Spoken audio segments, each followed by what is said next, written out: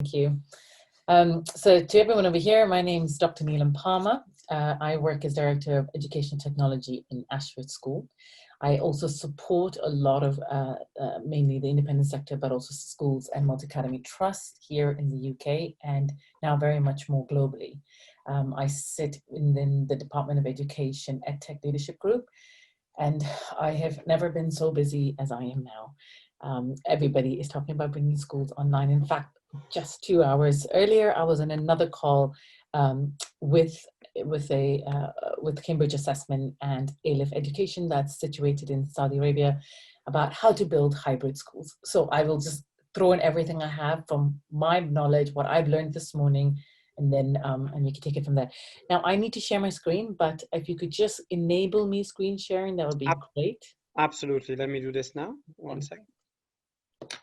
So I just wanted to say, in terms of the chapters, I really don't know where I sit because I have probably going to touch across the entire book. I work in school, so my background is all schools K to 12 and college. I'm probably going to talk about where we are now, the things we're doing. That's like bread and butter of what I do, but the future and how things are changing so radically. So let me share my screen with you, and then maybe you can tell me where you'd like to see this going. Absolutely, Neelam. And I can see your screen as well, so all confirmed that it's all visible now. Okay, so I'm now going to go straight in presentation. I won't have access to any messages or questions coming through. So if you want to, I will moderate these for you. So don't worry. If I see a question, yeah, you I'll go moderate for it. and ask it for you. I'm happy for you to break in and interrupt. I'm happy for that. Okay, so the new face of digital education. Yeah, I thought that was pretty cool too. And I've already given an introduction. If you feel like you need to get in touch with me, my Twitter account is at Neelam Parmar 1, or you can always find me on LinkedIn. So we know there is a new face to education, and all of that really has accelerated since the world closed down. And although I'd want to say it's really not UK, it's a global pandemic. And just this morning, like I was saying to you, I'm talking to people from all around the world, helping them solve their problems, their really immediate involved problems, and then the bigger picture. So what's next? With the world closing down, with this pandemic crisis, we have issues of closing. And that's caused a lot of chaos and conflict and disruption within the education system. And so things that we probably would have discussed 6 months ago, and that's fair to say, it's like old knowledge. Okay, so when people say, oh, we want to go bring technology into our classrooms or into our schools, I mean, that's a given. What one speaker this morning said, digital transformation is no longer a thought. It's no longer nice to have. It's no longer a frill. It's a reality. And we've got to accept it because that is our current world. So all new types of learning models came into place. We had the no-tech approach, particularly for those children and families who had no internet service. And again, this is not just UK, this is global. So a couple of weeks ago, I was in a conference at Philippines, and the majority of teachers and students there don't have access to the internet. So they had to adopt a really low cost model. So one of the things they asked me was, okay, what do we do? How do we get learning going on to continue? We're in a similar boat here in the UK. It's no different. There is a significant amount of children and families who don't have access to internet, to the internet service itself. So we had schools that were delivering textbooks, that were creating learning packs, that were delivering it to their homes, who were making phone calls. And then we had the the fabulous BBC radio service, right? Where it was on Radio 4, and I think it's called the Red Button. And there were teachers, and then there were educators offering learning through radio. I mean, literally, we were doing everything to keep education going. And in some models, like in India, and I believe in some places in South Africa, again, when I was on a conference with them 1 month ago, when they were still in the heat of it, they were doing things on WhatsApp. Now, it's something we wouldn't adopt here in the UK, and even probably not in the US, because we just don't tend to use WhatsApp as a learning model. But in Southeast Asia, when that is the only tool you have to communicate with your children or to pass on information, that becomes a necessity. Nearly, we know most people have smartphones and they can access WhatsApp. So that was another way of learning. So that was what I'd say would be one model using very limited or no tech. Now you go into a low-tech model. Now what do we do? And again, I just mentioned WhatsApp, but there was something else that we did was we would send worksheets via email. Okay, so that's not new either. Again, that's not even very revolutionary. So if you tell people that, you know, schools that are very embedded, or parents that are receiving a world-class education online, that our schools were delivering worksheets via email, that's still quite a low-tech sort of model, but it was working to some level. I have to say that many children, and I think it's been quoted, 1.5 billion children around the world have been deprived of a whole education. They've got some education, they've had some learning nuggets, but unfortunately they haven't had that holistic education that some more privileged children have had. So what were teachers doing? They were sending emails, they were sending worksheets. The problem there, though, was not every parent had a printer. So how could they print these worksheets, right? And how can, they don't necessarily have tablets where they can write on these worksheets either. So really basic, those that had a printer, those that had some access to it, were able to print. If not, students had to learn via email. So that's another low-tech model that was being used. And then with that came TV. So here we have the BBC Bite-Sized Learning Platform in Mexico, for instance. They are going to turn off, they've closed down all education and they're running learning through TV. And then that's very new knowledge that came across to me in the last 2 weeks. So that's a really another interesting model, because again, not everybody has access to internet. However, then there came the model of some schools using a blended learning approach, or when I'll come to that in a minute, asynchronous learning, where they had virtual learning system, they have VLEs, where not only were they able to exchange information via emails, but they were able to perhaps offer pre-recorded lessons of themselves, teachers of themselves, to students. Students could learn. And again, they had what we call the National Oak Academy here in the UK, very much of a Department for Education initiative, when they're now creating 80,000 pre-recorded videos for the learning for the educational community. So if at this point, if you have internet service or you've got some sort of data that you can stream into, then children within this context can learn through a online teacher, although no live lessons, and hopefully be independent learners, learn through what they're offering and then take assessments. So another type of learning model came into place.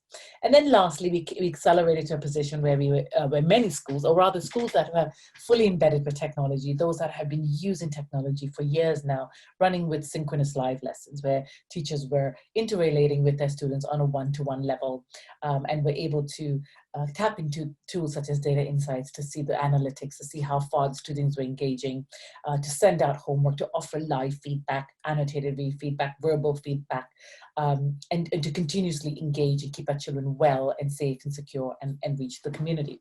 So you can see there was like this vast range of online learning, and everybody, the whole world was on board. Everybody was trying to do things.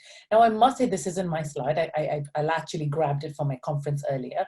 So I'm going to give full credit to the person who actually put the slide together. Her name's Evelyn, and she's from the Cambridge School. And I want to do that because I know this is being recorded and it's only fair.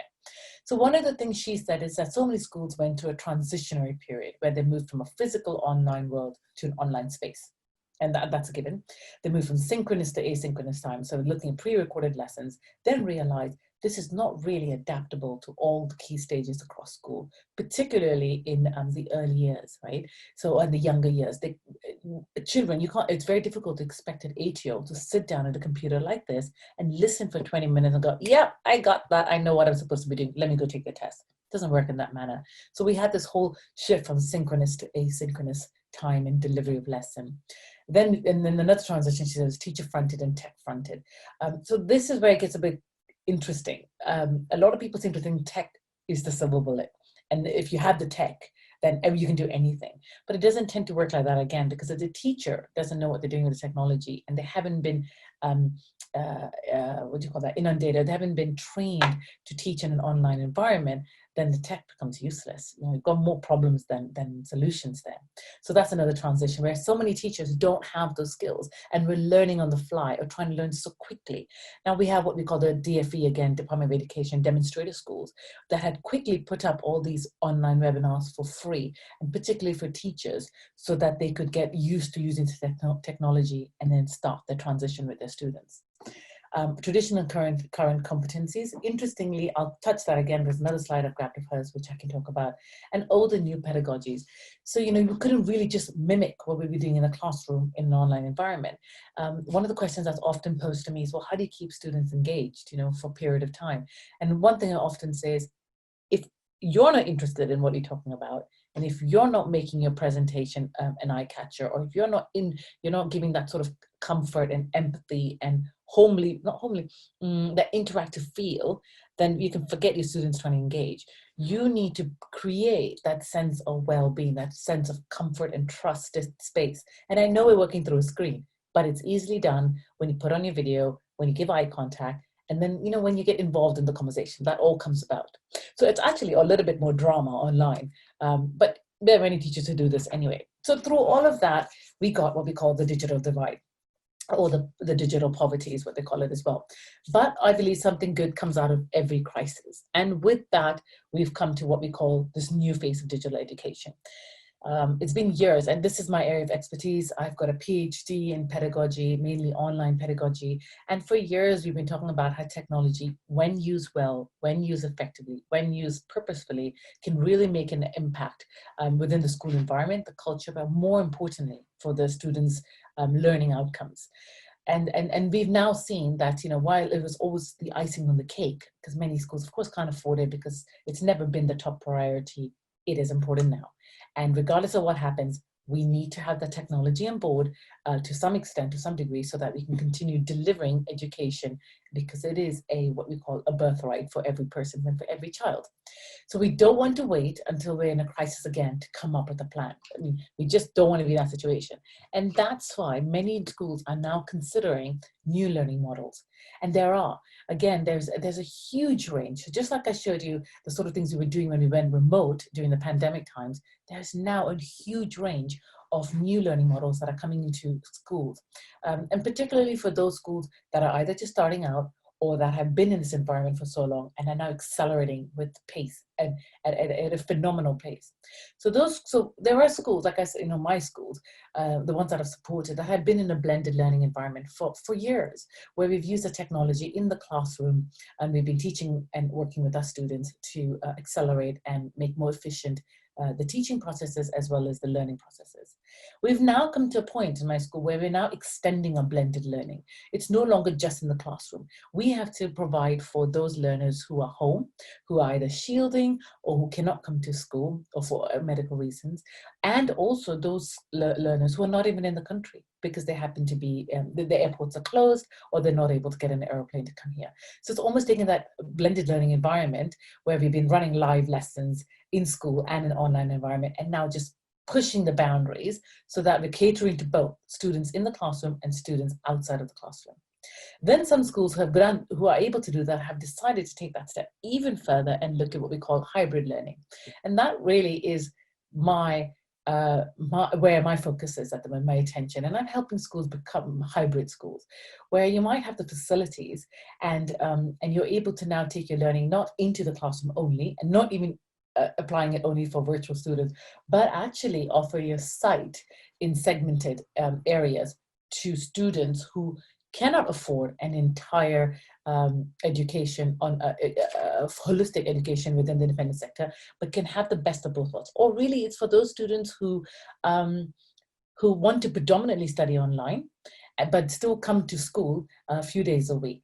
And it's for those children who maybe are anxious, those who are scared to come back, those who need that little bit of time.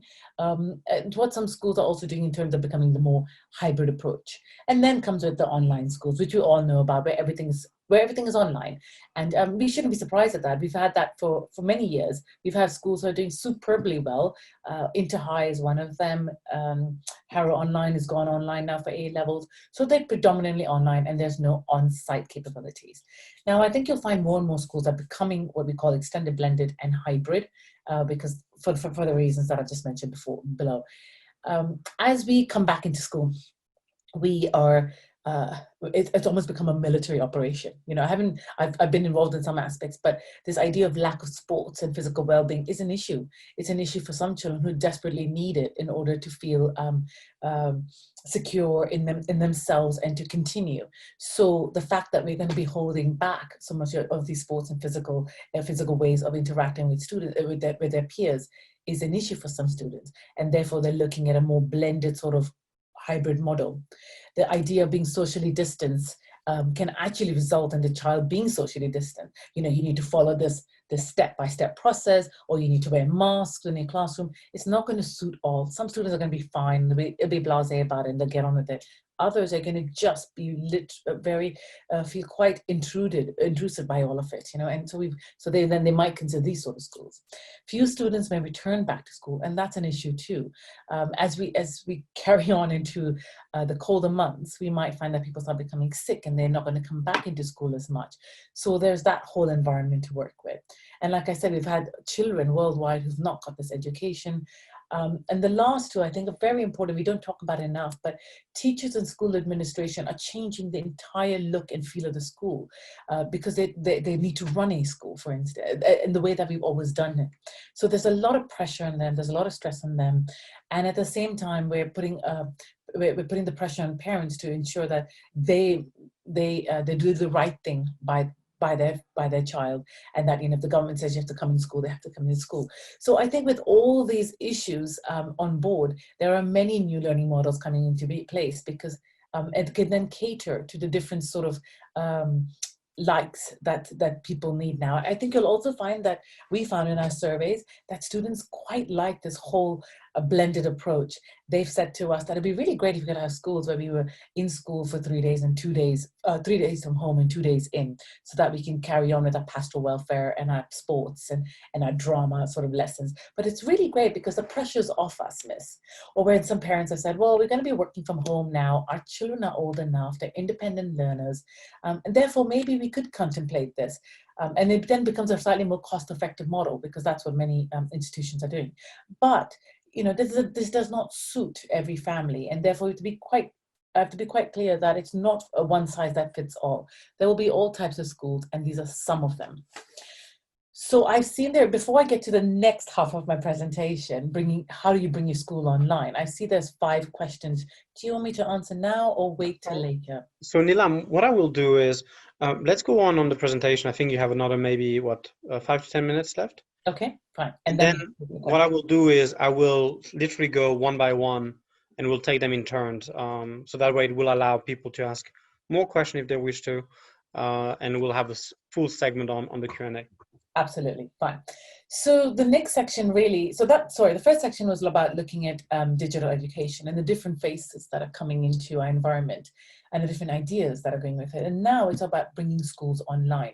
Now, our schools transitioned seamlessly within 24 hours, and that's because we were ready.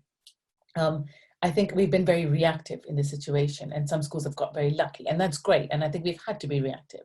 But in order to provide a really successful model of a school and also continue in this direction, where you might at one stage say, I need to take this further, I want to become hybrid, we need to contribute into a community, you need what I call the digital strategy. And anyone who knows me will know I go on and on about the digital strategy, where you start from vision to implementation and sustainability. So it might be that some schools have reacted and they've got the systems in place quickly, but the teachers are not ready. Or it might be that you've got the systems in place, but the students are not ready because they don't have the right type of digital literacy skills to keep them safe in this environment. Or it might be that we start school and then in 6 weeks' time, we're going to localize lockdowns and you've got to go online. Is your school ready? So these are the key areas that I would say you need to have considered. You need to have a plan in place in order to bring your school online. You need to have that whole digital leadership in school. You need to make sure your ecosystems are in place. You need to make sure that the ecosystems you have are producing the type of educational workflows you need to teach your teachers and integrate it within your culture in order to make it feasible. You need to make sure that your teachers know how to teach using the technology in the classrooms, and now very much in the remote, online. You need to ensure that the students are having a really good learning experience and they have the right literacy skills digital skills in order to make their learning more effective. And also you need to have a training program in place. Now, I have a huge workshop around all of this. So I'm definitely not going to go into it now. It's like almost a day's workshop, but I'm going to throw out pieces of information. And in the end, I'm going to show you what I call the key performance indicators, because that actually is the gold in all of this, in the sense that it's a checklist. And often what I give to schools is this checklist, and I'll say, go down this checklist. And if you can tick the box saying, yes, I've got all of this in place, or yes, I've considered it, and you have a plan in place, then you're on a really good place. You're a really good journey to sustainability. So with digital leadership, you need a really good digital vision. And often you'll see in our school development plans, there's no mention of digital visions. Now that has to change immediately, because this is what you need to do in order to bring your school online. Whatever vision you have for your school needs to be embedded within the values and the ethos of the school. It needs to be embedded into the academic sort of outcomes to help achieve key pupil outcomes. And it has to be within the professional development side of the school development plans, where it needs to be simple and realistic for staff to use. So I'm not going to go through this, but some of the vision statements that when I've worked with schools are, oh, I didn't give you one of those. I have a whole list of vision statements that schools have, but the vision statement really has to be, what are you doing? Why are you doing it? Easy. We need to be ready for what's come next. Where do you want to get to? I need to get my schools online immediately, because I need to get, I need to be prepared for any crisis that comes my way. And I need to carry on. I need to offer an education to our children. I need to take ownership of my school and provide an education for the students that are in there. And then you can go on and answer all the questions yourself. You know, how will the use of technology improve educational outcomes, etc. What I tend to do next is offer them a vision statement and action plan. So what is your vision statement? Let's have a look at a few samples, and where do you go with this? The other thing you really need to consider is a digital ecosystem. There's no one right answer. I mean, all the systems have come up to a certain mark. So you either want to do Office 365, or you have a Google environment, or you work with iPads and iOS, or you might have your own virtual systems, your own bespoke sort of systems in your own countries. And that's perfectly fine. The most important thing is that whatever you have, students are able to access it when they're at home. Now, I often say anything on the cloud, anything on the browser is a game changer, right? So you really need that, because they need access to the browser, and then once they're in there, they can do everything. And that's the most important thing. Again, one of the things that I don't think people mention enough is security and filters. So we set up our security filters while in school during a blended learning environment when we're working with students. But these security and filters were just as valuable, just as prominent as when they were home. So if students were on email and had used any of the 1,000 terms within these 6-7 categories here, it would alert me immediately that there's something happening. So we could quickly and immediately pick up any sort of well-being or pastoral issues that we need to be aware of. It's still the school's responsibility. If they're going to start learning online, then the school needs to be able to pick up these issues when they're happening at home or within the email exchange or on their online platforms. Digital pedagogy, and again, so key, because if the teacher doesn't, it's not the same mirroring what you're doing in a classroom and in an online environment. It needs to be almost a little bit more basic and simplistic. So what we found is that we needed to break down our learning outcomes into small bite-sized pieces, because by offering everything we do in a classroom environment, students were lost in some cases. So the questions we ask ourselves is, are my students learning? Can I be more effective, and can I be more efficient? So we found that actually going online in a remote environment, in a blended learning environment, in a hybrid environment, was really interesting, because we could cater to different learning styles. Now, we have to be careful with that terminology, but we were offering them verbal learning. They were able to learn verbally. They were able to learn through text and written material. They were able to learn through posts and conversations. And they were also doing things with the hands and kinesthetic. So we try to make everything very experiential. And so that's quite interesting, because the way we were teaching them was not exactly the same way we would do in a classroom. And so offering these online pedagogical strategies to teachers, and what works in feedback, what works in lesson delivery, how to hook Rosenstein principles, how to break your bite-sized information, how to provide the best type of assessment is so key for them to learn. In the end, really, we wanted children to reuse the technology so that we can make the learning resources available anytime, anywhere. More so now to carry on learning. it is our duty as teachers and educators as a school to continue an educational platform for our children, whether they're in school or whether they're home, and we need to carry on that sort of momentum. Most important though, we want to prepare children for the future. So one of the other aspects of all of this within this course was about digital learning. What kind of experience are they getting? Now again, I must stop and say that I grabbed this snapshot from Evelyn in Cambridge Assessment, and I liked it because I liked the questions that she put there. From my point of view, it's always about, are we giving them the right digital learning skills that they need to probe the right questions? From her point of view, she asked the questions, are my students still engaged? Are they still motivated? How do we carry on the learning? Do we need to like break apart a curriculum and try to reconnect with them in an online experience? And lastly, within this whole sort of EdTech strategy development, it's all about making it available and tangible for professional development. So at the end of the day, we want our teachers to be able to deliver a highly effective learning experience. And it's down to two basic things. Teachers want to gain confidence in using the technology so that they don't look like novices in front of the children. So even when they're teaching online, they want to be able to troubleshoot and still help the child. And secondly, most importantly, is we don't have to reinvent the entire curriculum. There's some really good stuff in what we have, but we need to be able to embed the technology within the curriculum so that it becomes more purposeful, so that it becomes more appropriate. So for instance, we could use what we call OneNote class notebook. And as we are solving a problem, when we're annotating on class notebook, it's getting recorded. And then when we then share that notebook with the students, and if the teacher's not there present in the classroom, then the children are able to hear the teacher speak and solve the problem at the same time. So you see the technology fits within the current pedagogical practices of the teachers, which are so relevant for them to teach and for students to learn. So at the end of the day, it needs to be really realistic, it needs to be really tangible. And what I tend to do is take the teachers through a confidence competence PD, where the teachers go through what we call the survival mode, go through master mode, and in the end become innovative teachers.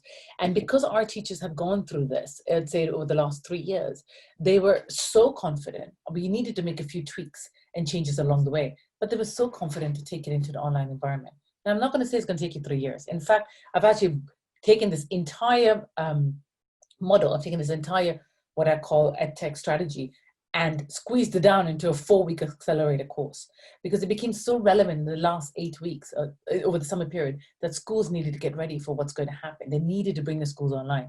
We couldn't wait 3 years. So what do we do? And so having listened to some of the schools I've spoken to, they said to me, thank you for helping us create a 3-year strategy. But guess what? We did it in 3 weeks. So when I heard that, I thought, well, what do I need to do to make this happen in 4 weeks, 4 to 6 weeks for schools? So I did what is called it's actually called the accelerator course. That's what it's called, where we go from 0 to hero. As you can see, it's called a key performance indicator audit self-review. I hand over a set of KPIs to the school, and I'll say, okay, now grade yourself on it, complete this assessment. We'll see where your gaps are, and then we'll start filling it in. So this, I'm just going to give you an idea what it looks like, okay? Because it's huge. It's about 50 KPIs.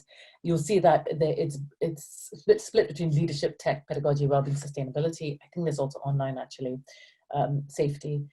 From 1 to 5, I'll ask you questions like, do you have a digital vision, strategic statement for the effective implementation of EdTech in school? Yes, no, on progress. Then second question, do you have a vision for the implementation of tech to support blended and remote learning? Yes, no. And then you'll see that each section here, each question here is based on a particular type of category. The third one relates to pedagogy, the fourth one relates to well-being, and the fifth one is sustainability. And then, so, we've got a set of 50 of these, and then based on that, we can then come back to you and talk about where your gaps are, where are you on a progress scale, and what do you need to do to get into an online environment. Often the KPIs tend to be enough. But I was asked, so can we drill down further into one of these categories and see what kind of questions they are? So I thought I'll put together this. It's an evaluation product. So within the pedagogy side itself, you'll see I've got 1 to 5. Again, I'm just showing the top 5. Does the school contain a pedagogic strand? Are they able to give well evidence feedback, question and lesson delivery? Are the teachers focusing on, have they been inducted in the theory of technology enhanced pedagogy, that sort of things, okay? So what I tend to do then is, I package this up with KPIs. these KPIs I've worked on for years. So they've not just come out of the blue. It's been something I've been developing for 4 or 5 years as I work with schools. And it's just a really great starting point to say, please do your self-review, see where you are, here's your audit. And then from there, let me help you. Or, if you want to, we can work on side by side to help you go online. Because if we were to start from scratch like we did 4 years ago with the rest of the schools, it would take too long. But in order for you to get there now, where are you? Let's do a self-evaluation. Where are you? And what do you need to move to the next point? And then there's action plans. Sorry, I'm jumping really quickly. And then there's action plans that goes with it. But of course, that's only something that is within the accelerated course. So if I can just go back, I missed one slide. If I can end on this, it is human business. This is not, schools are about working with each other. This morning we heard a whole thing about taking schools online and making AI generated, bringing in the chatbots. You don't need the teachers. We can get the robots to teach. It's not going to work like that. At the end of the day, we have to build trust. We need to build interactions. I want to hear someone speak. When I'm teaching my students, they want to see me. They want that little joke in between. They want me to empathize with them. So it's still all about but it's a human business. It's human interactions, and we have to continue to go along in this way. So that's me done. Hopefully that's 20 minutes. And that's what I would say is the evolution of digital education and how to get there. Thanks. So, Neelam, first of all, thank you very much actually for the insight. I was messaging Karen privately, saying we need to really thank you not only for being the very first on this webinar series, but for the such great insight that you've been sharing for those last 20 minutes. So I guess thank you on both count for this. So we have about 11 questions asked. So what I'm going to do is I'm going to read them for you. You should also be able to see them. Yeah. But maybe what we can do is we can try to take them out quickly. So that way we give everyone the opportunity to have an answer to what they asked. Okay. But if you ever wanted to expand slightly more on one question, then we can take it either offline or on a separate occasion. Okay. So I'm going to start with the top. So I guess you see the same, but I'll read it out for you. So what do you see as the best solution for students with little or no access to the internet who are currently learning from home? Okay. So again, it depends on the country and where you are. Over here, what we're saying to them is that schools who know their students have no internet access are giving them home learning packs. The next thing I tend to say is, please jump onto BBC Radio or to the TV, BBC Bite Size, because they're investing a lot of time and money and research into these new models of learning. And if there's nothing else that you can get at this moment, then get into that, because it's going to be most up-to-date and the richest sort of content a student could get. The only thing I would say is if your child is not an independent learner and you have to keep pushing, then it becomes a bit difficult. And that's when I'd say call on help from a teacher in school. But those would be your point of contacts first, the radio and the TV. And maybe as an extension of this one, which is the following question, which is, so I guess geographically, where do you see the biggest potential for blended learning? So this idea of part home, part school. Do you think that there's a geography or a segment of the population that would really benefit the most of that approach? Okay, so I know for a fact I'm advising a school, and I can openly say it now because it's publicly available. It's the Portland Place School in London, Portland Place Virtual School in London. Feel free to Google it. They are creating a hybrid school at the moment, and they're doing it because the schools in the area in London itself also they heard from the community that they were not the schools were not delivering an education to the parents, and so parents are getting really worried that their children are missing out on an education, and also the parents had to go back to work and they couldn't continue in this manner. So they are opting into what we call this Portland Place Virtual School, where they have 3 days or 4 days in school and 4 days home. 4 days online and 1 day in school. And actually it's a really beautiful package put together. And although there is a cost associated with it, it's significantly less than what you would pay for a holistic, full, independent course.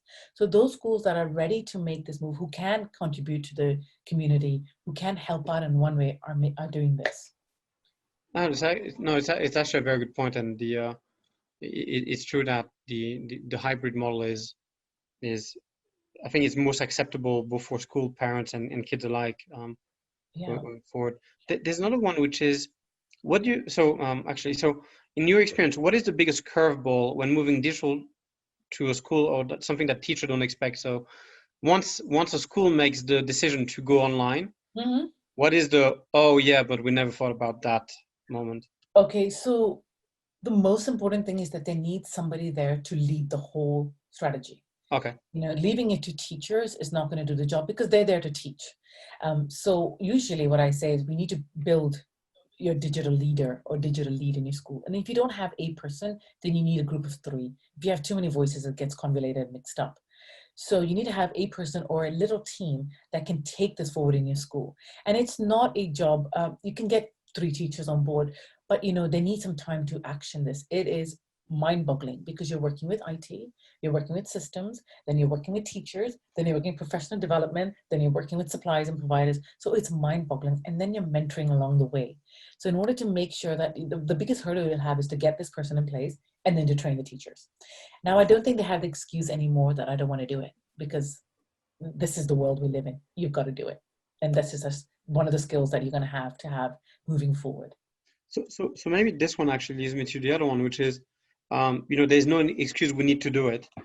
But what happens when COVID stops? Do you think, blended learning, online learning will stay, or do you think we'll go back to the traditional pre-COVID model? I think there will be some schools that are desperately wanting to go back to traditional models. But we don't know how long it's going to take before COVID gets over, and we don't even know what's going to come next.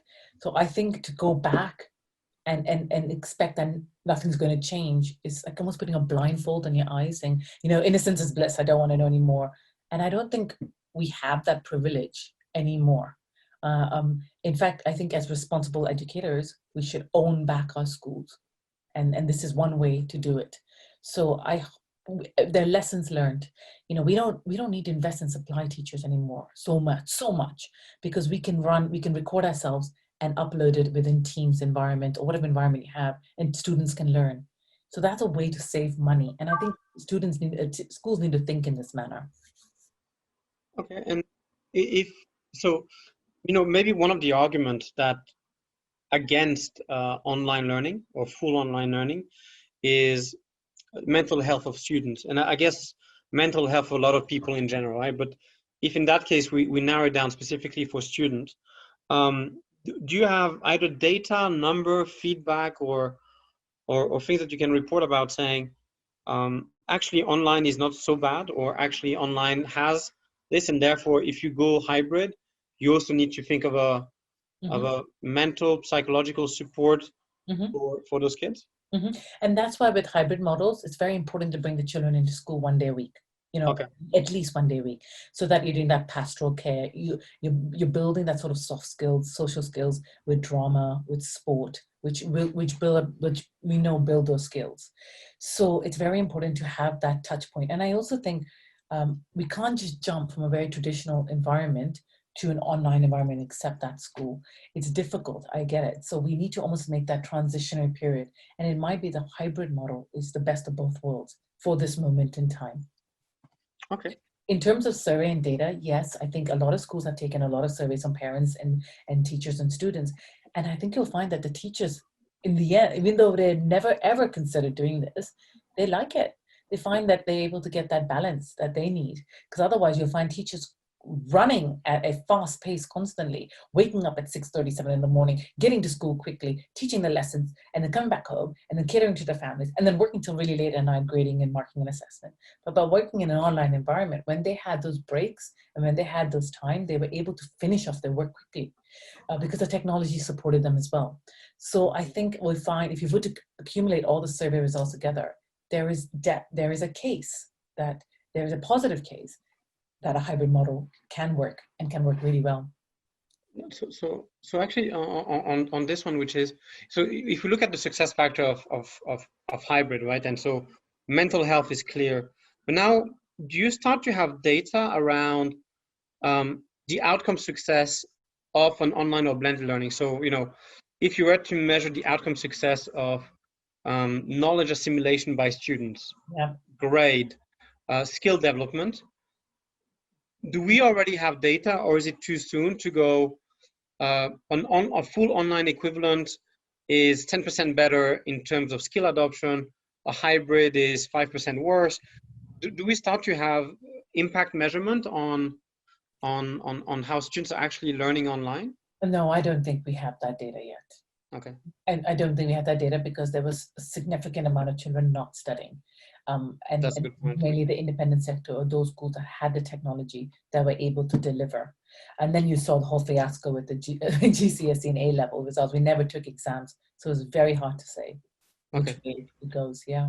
No, I think it was there also a fair question, but I think the point that you've made about even if there was an outcome, it's not the outcome we want to measure because a lot of them didn't study anyway. Yeah. You're trying to measure something that's not there. So there's only 4 more questions left, and then we'll be able to have covered everyone's ground.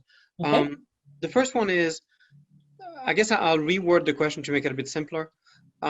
If you had to pick one country that is a very good benchmark in terms of online education, and I guess in a holistic manner, right? Because certain countries have very narrow and specific use of technology that is mind-blowing, but overall they're not doing, incredibly well, right? So, but if there's a country that you think is a good benchmark on holistically to be a online or hybrid model of education, it would be. Can't answer that question because Okay. I don't think it's a country. I think it might be a school or group of schools that are doing it. So okay. So I'll stay on that one then.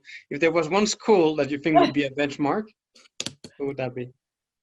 Okay, so what I can answer is I know the good schools here that are running online platforms, online opportunities. I know there's Interhigh that has been established for 15 years and who are teaching from primary year 3 all the way up to A levels and have been getting fantastic results actually. Then there is Harrow Online School now for A levels and for students around the world at a very highly discounted price.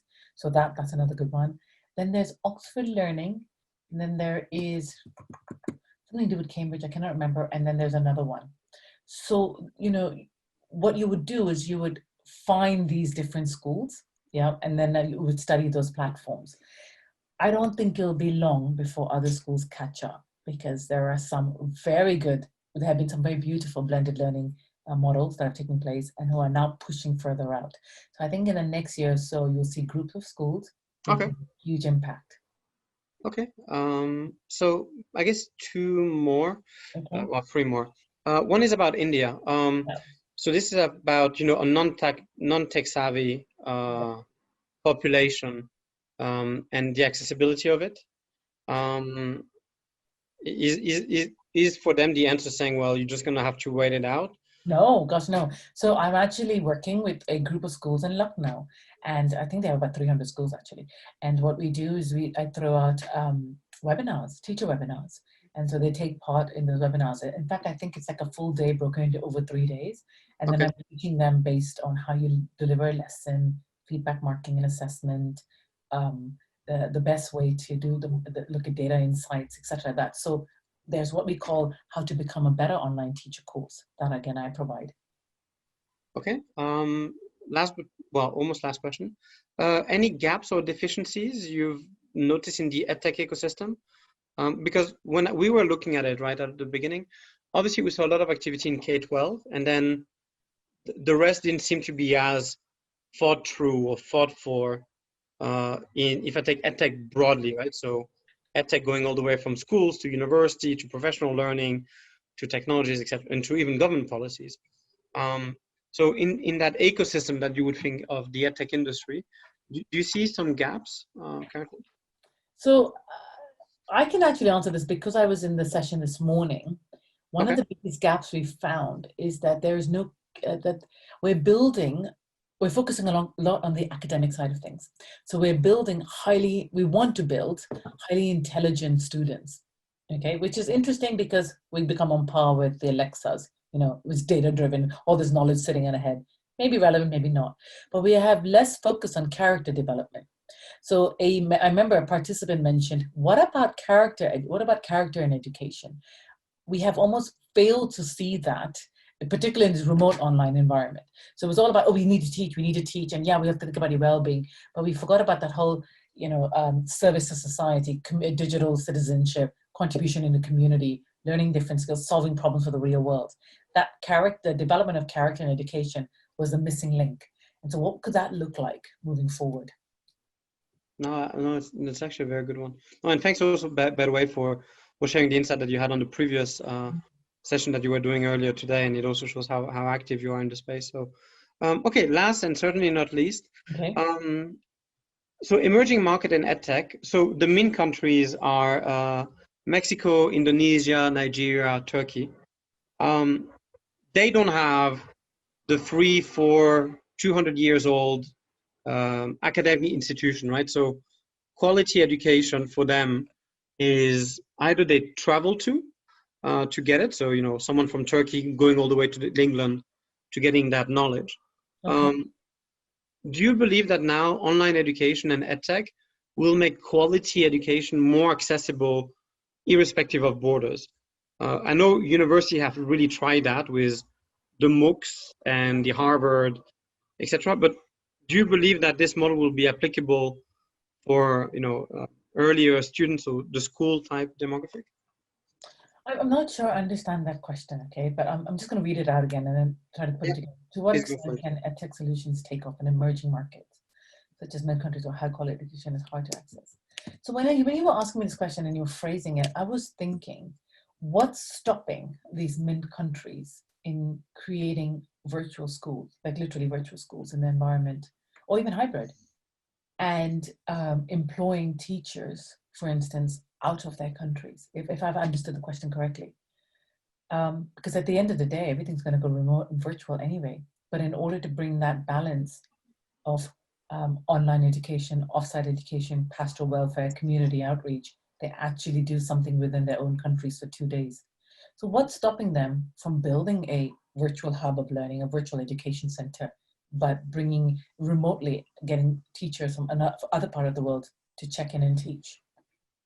That's a good point, and I think we've seen that perhaps less in edtech, but we've seen that in finance before, with these countries essentially leapfrogging because they didn't have those infrastructure, neither the cachet before, but therefore they're also free of any red tape or any barriers that were preventing Absolutely. changing. So they don't have a legacy they're going to lose, right? Most of the countries we're looking at have so much heavily invested that any shift, any change usually boils, it brings the whole education sector into uprising. But if you don't have that, then you actually have more ammunition because you can try new things after learning the mistakes from others. Okay. Well, Neelam, look, this was fascinating, both into your presentation and actually the Q&A and that back and forth exchange. So I really appreciate your time. I think for everyone that participated, first of all, thanks for actually being really engaged. We almost have like one question for every 2 participants, which is higher than average. And for the other people, what we will do is we will also share a segment of those recording online. We'll check this with you, Neelam, before, if you're okay with that. Thank But you. we'll clearly give you further platforms to share that great insight that you had today. Thank you. So Neelam, on the behalf of everyone here, also, I think Karen now will be able to connect. But we wanted to really thank you for taking part of this, being ready with those slides, and sharing so openly your work. It was really a pleasure. We'll keep you posted on the book. As I mentioned for everyone, now the deadline for the submission will be the 31st of September. Between now and then, there will be a series of webinars where we'll bring forward thought leaders on EdTech to speak about what they know, but also share about what they've done to inspire or educate other people. If you are on this webinar, Neelam did share her email address on the last slide. However, if you do want it and you didn't have time to take note of it, please let us know and we'll make sure to put you in touch with Neelam as well. I'll just send you my Twitter link. It might help. There you go. Excellent. And so Neelam, that's really it for it. If next week you have time and you want to join us, there will be another presentation that we'll have.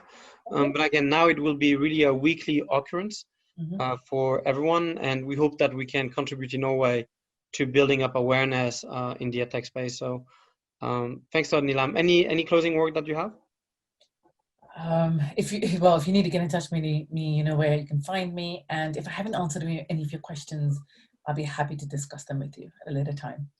Okay, excellent. So Thanks a lot. Neelam, thanks for taking the time, and we'll get back to you on email just after. And for Brilliant. everyone here, thank you very much for the engagement, asking all the questions. It was a very pleasurable session today. Okay, take care, Neelam. Thank you, everyone. Bye. Bye.